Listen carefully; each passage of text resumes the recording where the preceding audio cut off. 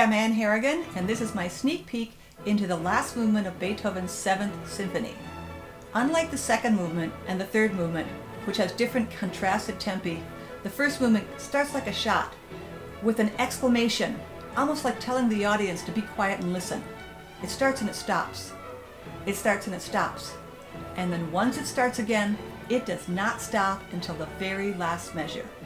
I'm willing to bet that this is the movement in which the violinist pleaded with Beethoven and asked him to write easier music for them. It's brilliantly written, but it's furious, and it has a lot of fiddle writing in it. Here's the opening.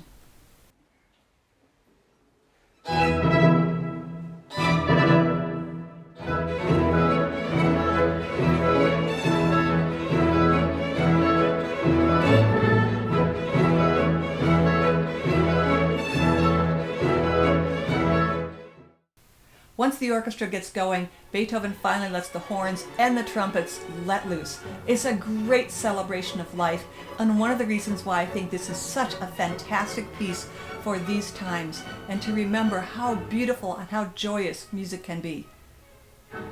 Beethoven takes this one theme and he develops it in so many different ways, inside, out, upside down, different keys, conversations back and forth, arguments even. It gets more and more furious, and eventually it sort of peters out for a moment, and he brings in his favorite instrument, the flute.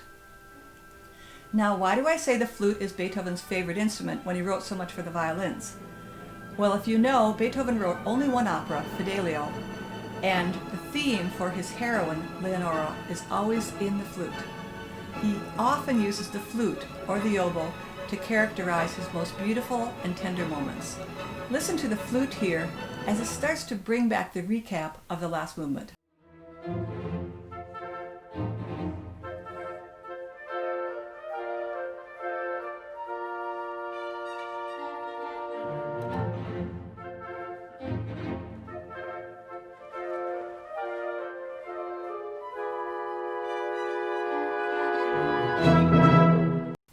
The end of the last movement features these fantastic ostinati again, these stubborn rhythms back and forth of alternating notes, but in this case it's in the celli and the bassi.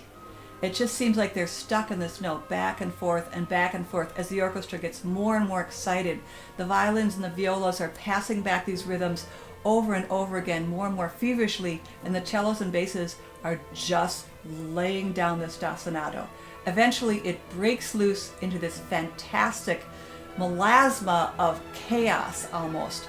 And again, this is where they said, Carl Maria von Webern said he was right for the madhouse. I can only imagine what the audiences thought when they heard this.